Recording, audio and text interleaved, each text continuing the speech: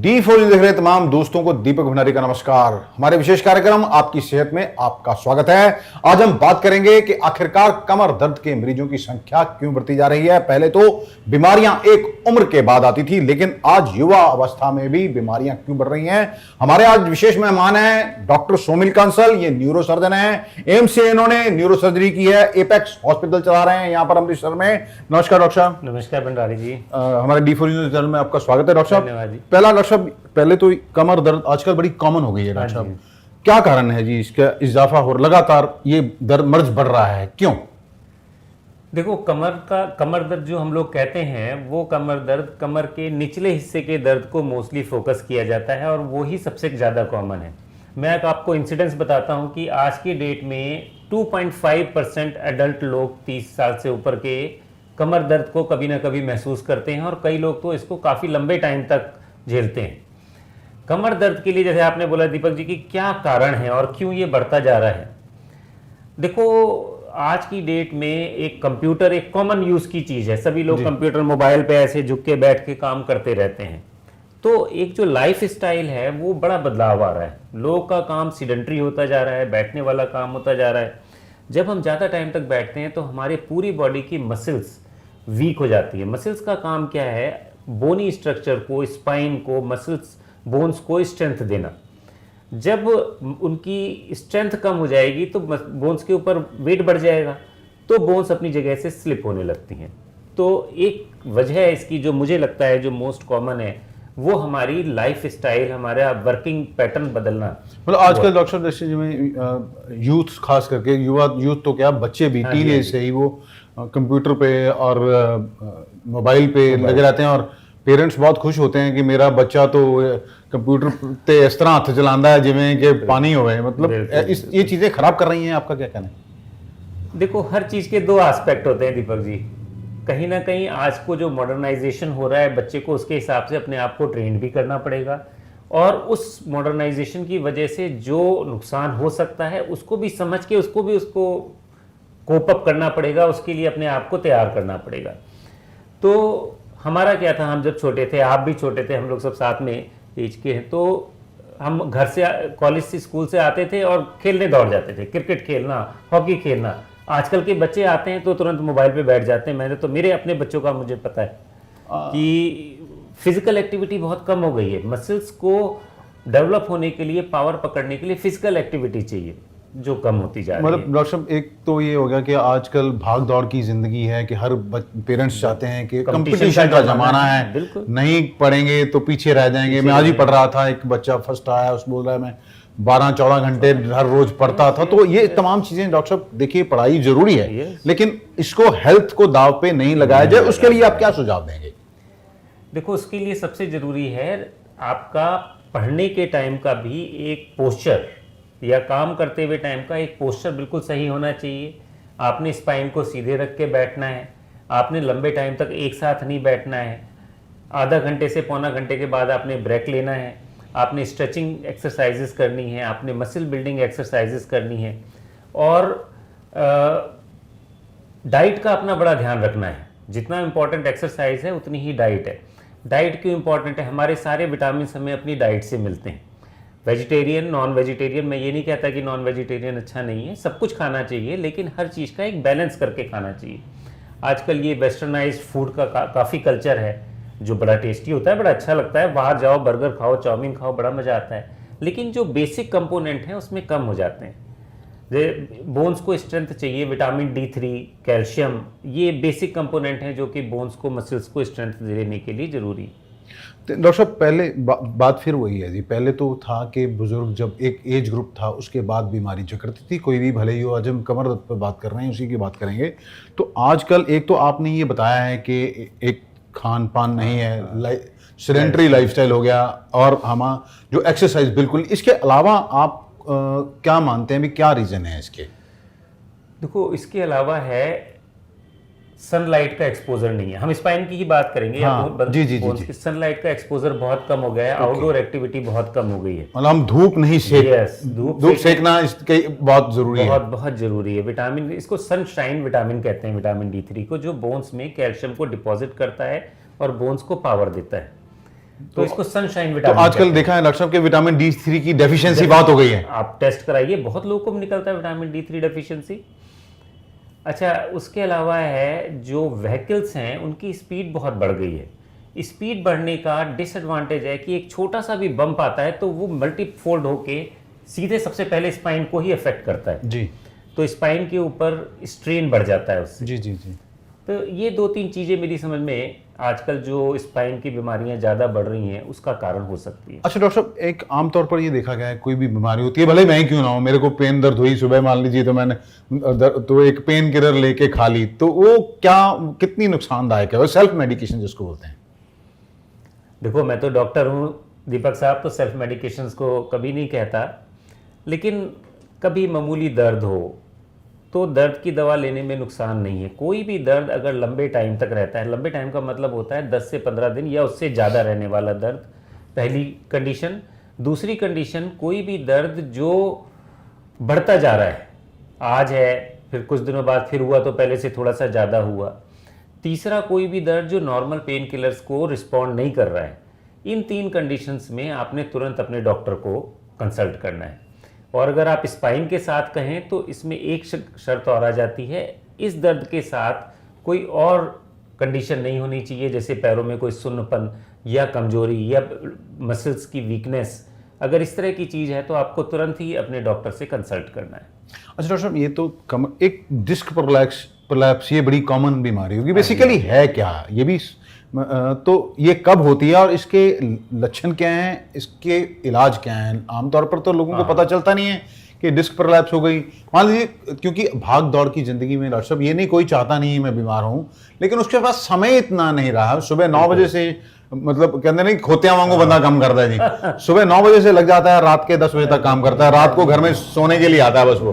तो उसके लिए आपका क्या सुझाव है, क्या है ये, थोड़ा डिटेल में बता दीजिए। हाँ, अच्छा दीपक जी, जो आप सवाल पूछ रहे हैं ना कि कमर दर्द के कारण क्या क्या हैं, किस वजह से हो सकता है, और डिस्क प्रोलैप्स की उसमें कितनी इंसिडेंस है, और उसका पता कैसे चलेगा जनरल आदमी को कि मेरे को डिस्क प्रोलैप्स। सर, ये 2 अलग अलग चीजें, कमर दर्द और डिस्क प्रोलैप्स। कमर दर्द एक जनरलाइज्ड बड़ा टर्म है, उसका एक कारण डिस्क प्रोलैप्स है जी। तो कमर दर्द का सबसे कॉमन कारण जो है वो है muscular strain, muscular sprain, muscles के ऊपर बढ़ा हुआ स्ट्रेस और प्रेशर। अगर मसल्स के ऊपर प्रेशर बढ़ता है तो मसल्स थक जाती हैं, थक के कोई भी मसल काम करना कम करती है तो स्पाइन के ऊपर प्रेशर बढ़ जाता है। स्पाइन में छोटी छोटी हड्डियां होती हैं जो आपस में लिगामेंट से, फाइबर से जुड़ी रहती है। अगर मसल्स पीछे से सपोर्ट नहीं करेंगी तो फाइबर्स के ऊपर स्ट्रेन पड़ेगा और धीरे धीरे ये क्रॉनिक, मतलब लंबे टाइम तक होने वाला बैक एक हो जाता है। इसके अलावा आर्थराइटिस अगर किसी को है तो वो भी स्पाइन को अफेक्ट करती है। एक एडवांस जो कारण है, जो हम लोग कॉमनली कहते हैं कमर दर्द मतलब डिस्क प्रोलैप्स, ऐसा नहीं है। डिस्क प्रोलैप्स कमर दर्द का एक कारण है जो कि लेस देन 10% केसेस में होता है। मतलब अगर 100 मरीज आएंगे कमर दर्द के तो उसमें केवल 10 मरीज ऐसे होंगे जिनको कि उसका कारण डिस्क प्रोलैप्स होगा। कॉमनली डिस्क प्रोलैप्स का पता कैसे चलता है? कमर दर्द जो कमर से उठ के या हिप रीजन से उठ के नीचे पैर की तरफ जाए, शार्प शूटिंग पेन, शार्प तेजी से उठने वाला करंट जैसा दर्द अगर नीचे की तरफ जाए तो इसका मतलब डिस्क प्रोलैप्स हो गया, वो किसी नाड़ी पे दबाव डाल रहा है, पहली चीज। दूसरी चीज है कि अगर पैर के लातों के किसी हिस्से में दर्द के साथ नंबनेस, सुन्नपन आने लग जाए तो भी ये डिस्क का कारण हो सकता है। तीसरी चीज जो बहुत इंपॉर्टेंट है उसको कहते हैं हम न्यूरोजेनिक क्लॉडिकेशन। उसका मतलब ये होता है हिंदी में कि जब बंदा चलता है तो नॉर्मली बंदा 1-1.5 किलोमीटर 2 किलोमीटर चलता है तो पैर थकने लग जाते हैं, पर धीरे धीरे ये डिस्टेंस कम होने लग जाता है। अब वो 1 किलोमीटर पे थक जाता है, कुछ टाइम के बाद वो 500 मीटर पे थक जाता है, कुछ टाइम ऐसा आता है कि 10 कदम रखता है फिर उसको बैठना पड़ता है क्योंकि पैरों में थकावट, सुन्नपन आने लग जाता है। ये बहुत इंपॉर्टेंट लक्षण है, इसको कभी नज़रअंदाज नहीं करना चाहिए। अगर इसको नज़रअंदाज किया तो आगे जाके पैरों की मसल्स तक खत्म हो सकती है, वीकनेस आ सकती है। तो इन चीज़ों से कॉमन बंदा भी एक बार से पता कर सकता है कि मेरे को डिस्क की प्रॉब्लम हो गई है। तो डॉक्टर साहब, इसका बेसिकली टेस्ट क्या है? एमआरआई से ही पता चलता है ये डिस्क प्रोलैप्स हुआ है, और ये कौन सा L4 है, L5 है, या इसका और भी कुछ कारण है, कोई और टेस्ट भी हैं जिससे ये पता चल जाए? देखो, एमआरआई बहुत एडवांस टेस्ट है और आज की डेट में हम लोग बहुत लकी हैं कि इतने एडवांस टेस्ट हमारे बीच में अमृतसर में सारे अवेलेबल हैं। सबसे पहले प्राइमरी टेस्ट, कभी भी इस तरह का दर्द हो तो डॉक्टर कराता है आपका एक्सरे लंबोसेक्युलर स्पाइन, सबसे छोटा और सबसे इजी तुरंत हो जाने वाला टेस्ट जिसकी तुरंत रिपोर्ट आ जाती है एक्सरे में क्या पता चलता है, जो गैप होता है डिस्क का, वो गैप अगर किसी जगह पे कम है तो इसका मतलब है कि डिस्क अपनी जगह से स्लिप हो गई है। अगर किसी जगह पे हड्डी एबनॉर्मली बढ़ रही है तो इसका मतलब है कि आर्थराइटिस या किसी और तरह की प्रॉब्लम साथ में एसोसिएटेड हो रही है। एक्सरे बेसिक टेस्ट है, यस। उसके बाद सीटी स्कैन आता है, पर जो सबसे गोल्ड स्टैंडर्ड जिसको बोलते हैं, गोल्ड स्टैंडर्ड टेस्ट बैक एक में डिस्क प्रोलैप्स में एमआरआई है। तो डॉक्टर साहब, इसका देखिए डिस्क प्रोलैप्स हो गया मान लीजिए किसी को, तो उसका क्या मेजरमेंट क्या है, उसके मापदंड क्या है कि अब उसका ऑपरेशन होना है या फिर वो दवाओं से ठीक हो जाता है या कंजर्वेटिव ट्रीटमेंट उसको चाहिए? दीपक जी, ऐसे है कि जो डिस्क प्रोलैप्स जो हम लोग कहते हैं ये भी बड़ी स्टेज में होता है और बहुत सी अलग अलग चीज़ें उसमें होती हैं। सर ये भी मैं जो टोक रहा हूँ आपको, सर ये भी इसी कारण होता है क्योंकि हम लोग ज़्यादा देर तक बैठे रहते हैं, एक्सरसाइज मूवमेंट नहीं करते हैं और मसल्स कमज़ोर हो जाते हैं जिसने स्पाइन को पकड़ रखा है। इसी देखिए, इस चीज़ को समझने के लिए दीपक जी आपको समझना पड़ेगा डिस्क है क्या।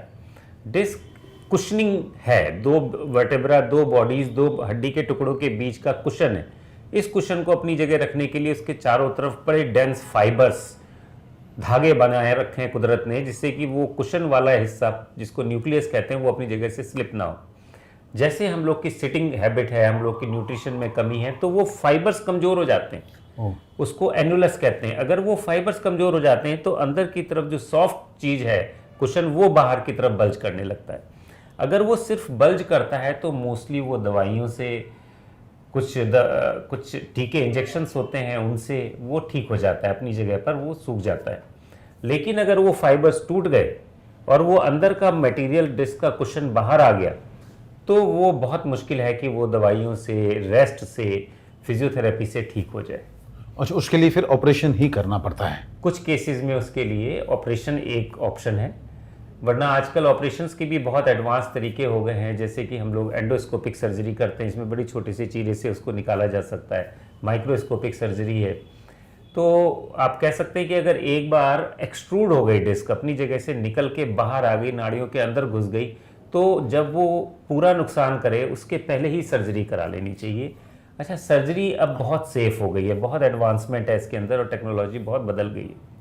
नहीं डॉक्टर साहब, आमतौर पर देखा गया है कि पंजाबी जो है ना भी कई जगह मालशिए बैठे हैं, सियाने जिन्हों कहने हैं ऐसी, वो सर कितना खराब कर रहे हैं किसी भी चीज़ को, या उस तरफ जाना चाहिए या नहीं जाना चाहिए, कैसे आप एजुकेट करेंगे? क्योंकि लोगों को ये लगता है कि डॉक्टर के पास जाएंगे तो ट्रीटमेंट बहुत महंगा है, पैसे बहुत लग जाएंगे। बिल्कुल सही बात। देखिए, ऐसे ही होता है कि आदमी का घर में पेट खराब होता है तो सबसे पहले वो घर में नींबू पानी पी लेता है, कोई रखा हुआ चूरन खा लेता है, अजवाइन खा लेता है, तो घर में सबसे पहले यही इलाज किया जाता है। ऐसे ही कमर में दर्द होता है, आदमी सोचता है मस्कुलर दर्द है, उसके लिए मालिशें बड़े हेल्पफुल हैं। मालिश से मसल्स में ब्लड सप्लाई बढ़ती है और वहाँ का दर्द, सूजन खत्म हो जाती है। लेकिन अगर उससे भी आपको आराम ना आए तो आप जरूर किसी डॉक्टर से कंसल्ट करें, केवल उनके भरोसे ना बैठे रहें। मैं अभी कुछ दिन पुरानी बात बताता हूँ दीपक जी। मेरे पास एक यंग लेडी 26-27 साल की आई थी, शादी हुई थी उसकी, 6-7 महीने हुए थे, ससुराल गई होगी, शायद काम वगैरह ज़्यादा पड़ा तो उसके कमर में दर्द होने लग गया। पतली फ्लेल सी लड़की थी। तो वो सबसे पहले मालिशे के पास ले गए, मालिशे ने उसकी मालिश की और उसके साथ उसको कमर को ऐसे करके जोर से मोड़ा जो उन्होंने मुझे बताया, और सिर्फ इस पोस्चर की वजह से उसकी हड्डी अपनी जगह से सरक गई। पतली सी लड़की, जोर से दबाया और मोड़ा होगा तो उसकी वजह से। तो इन चीज़ों का हमें ध्यान रखना है कि अगर आपने मालिशे के पास भी जाना है तो अच्छी रेपुटेशन वाले मालिशे के पास जाओ। आजकल कई वीडियोस देखते हैं जहाँ पर वो हथौड़ी छानी लेके तो ठीक करते हैं, तो वो सर तो इन चीज़ों से बचना चाहिए। बिल्कुल, ये कारपेंट्री नहीं है, ये कारपेंट्री नहीं है। कारपेंट्री अपनी जगह है और मेडिकल लाइन अपनी जगह है। स्क्रू उन्होंने भी टाइट करना है, स्क्रू एक सर्जन ने भी टाइट करना है, पर टेक्नोलॉजी अलग है, टेक्निक अलग है, उसके रिजल्ट अलग अलग है। डॉक्टर साहब, एक अलग सवाल है इससे मेरा। कोरोना काल खत्म हुआ, स्कूल लगे हैं डॉक्टर साहब। देखिए, बच्चे जो छोटी एज के बच्चे थे वो स्कूल जाना बिल्कुल बंद हो गए, करीब 2 साल स्कूल बंद रहे हैं। आपके पास कुछ लोग आ रहे हैं कि जिससे बच्चे के बिहेवियर में चेंज आ गया, या बच्चा वो चीज़ें देखिए ग्रैप नहीं कर पा रहा, जब जाता है बच्चा वो कई चीज़ें सीखता है स्कूल में, कैसे बैठना है, कई चीज़ें, तो क्या ऐसे केस आ रहे हैं आपके पास? कुछ आए हैं? देखिए, थोड़ा सा ऑफ द टॉपिक हो गया है ये सब्जेक्ट, लेकिन इसको कहते हैं क्लासरूम एंजाइटी। ये बड़ी कॉमन है। जब बच्चा क्लासरूम में गया ही नहीं और एकदम से उसे इतने बच्चों के साथ एक्सपोजर मिल रहा है, तो उसको एडजस्टमेंट प्रॉब्लम्स आती हैं। इस तरह के बच्चे मेरे पास आते हैं, वो दूसरी तरीके से आते हैं कि देखो जी बच्चा बेहोश हो जाता है, माँ बाप को लगता है कि शायद कोई इसको मिर्गी हो गई है या कोई भी, तुरंत न्यूरोलॉजी के डॉक्टर, न्यूरो के डॉक्टर को कंसल्ट करें। लेकिन वो उसका कन्वर्जन बिहेवियर होता है, वो घबराहट में अपने आप को बचाने के लिए इस तरह का बिहेवियर कई बार करता है। लेकिन आई थिंक क्लासरूम टीचिंग, क्योंकि हम तो सारे उसी में पढ़े हैं, धीरे धीरे बच्चे एडजस्ट हो जाएंगे। तो सोशल सोसाइटी में हमें रहना है, हमारे बच्चों को उसके लिए एडजस्ट होना चाहिए। तो डॉक्टर साहब इसी दोबारा उसी टॉपिक पे आता हूँ, ये कमर दर्द पे। तो आप डॉक्टर साहब क्या सुझाव देंगे? वैसे तो आपने बता दिया बड़े विस्तार से, और क्या आप सुझाव देंगे भी क्या करें? नंबनेस देखिए, बहुत बैठने से भी टांगों में, मैं भी बैठा हूँ तो मेरी एक टांग में थोड़ी सी आ गई। तो क्या आप सुझाव देते हैं कि क्या करें? क्योंकि कहते हैं ना, हेल्थ इज वेल्थ। बंदा पैसे के पीछे भाग रहा है, पहले पैसा कमाता है, फिर उसी सेहत को ठीक करने के लिए डॉक्टर के पास आता है, डॉक्टर फिर उससे सारे पैसे ले ले। तो इसके लिए क्या आप सुझाव देना चाहेंगे?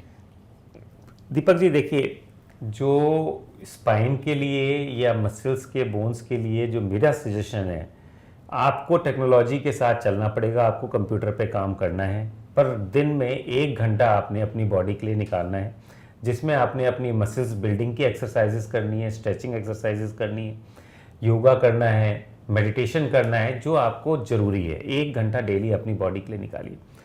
दूसरा, आपने जब सिटिंग करनी है, जब आपका मजबूरी है आपको बैठना है, तो आपने हर पौने घंटे और 1 घंटे के बीच में एक बार बॉडी को खड़े होके अपने पैरों को झटकना है, अपने मसल्स को, मतलब फ्लो रुक जाता है ब्लड का, उस फ्लो को दोबारा से चालू करना है। दूसरी मेरी राय ये है आपको कि अपनी डाइट में vitamin D, calcium rich food, जैसे जो लोग वेजिटेरियन हैं उनके लिए सोया मिल्क, पनीर, दालें, ये मशरूम में बहुत अच्छा विटामिन डी होता है, इस तरह की चीज़ों को ऐड करना है। जो लोग नॉन वेजिटेरियन खाते हैं उनके लिए फ़िश, सी फूड बहुत अच्छा है विटामिन डी का एज सोर्स। एग में विटामिन डी बहुत अच्छा होता है जो लोग नॉन वेज खाते हैं। डॉक्टर साहब, मैं इसी टोक रहा हूँ आपको एग के लेकर। एक सर बड़ी धारणा है भी व्हाइट पोर्शन खाइए और येलो ना खाइए, इसका क्या कनेक्शन है उसके साथ? देखिए, एग क्या है, एग में 2 हिस्से होते हैं, वाइट और येलो। वाइट जो है इट्स मोस्टली प्रोटीन, जिससे कि वो चूजा बनता है, और अंदर होता है येलो पोर्शन जिसमें मोस्टली कोलेस्ट्रॉल होता है, जो उसको न्यूट्रिशन देता है बनने के लिए। लेकिन न्यूट्रिशन के साथ उस येलो हिस्से में vitamin A, vitamin D, vitamin B, ये प्लेंटीफुल होता है, उसी में होता है येलो। तो हम लोग ये सजेस्ट करते हैं कि दिन में 1 अंडे का योग खाने से, येलो हिस्सा खाने से नुकसान नहीं होता। पर मान लीजिए आप 4 खाते हैं अंडे, तो सिर्फ 1 का येलो खाइए, 3 में केवल एग वाइट ले लीजिए, ये ठीक रहता है। डॉक्टर साहब धन्यवाद हमारे साथ बात करने के लिए। ये थे डॉक्टर सुमिल कांसल, न्यूरोसर्जन हैं। इन्होंने बड़े विस्तार से बताया है कि कमर दर्द के कारण क्या है, डिस्क प्रलैप्स क्या होता है। हमारी लाइफस्टाइल जो है सेडेंटरी होती जा रही है, हैबिट्स चेंज हो गई हैं, हम लोग ना व्यायाम करते हैं, आलसी हो गए हैं, या तो कहें कि काम काज में खुद को इतना हम मसरूफ कर लिया अपने आप को कि खुद के लिए समय ही नहीं रहा। लेकिन यदि आपकी सेहत नहीं रहेगी तो पैसा किसी काम का नहीं है। इसलिए अपने लिए कम से कम 1 घंटा रोज का जरूर निकालें। और उन्होंने जो बड़ी बात कही है, विटामिन D3 लेने के लिए आपको डेली सन बाथ, सूरज की रोशनी में थोड़ी धूप सेकनी बहुत ही आवश्यक है। अमृतसर से D4 न्यूज के लिए दीपक भंडारी की खास रिपोर्ट।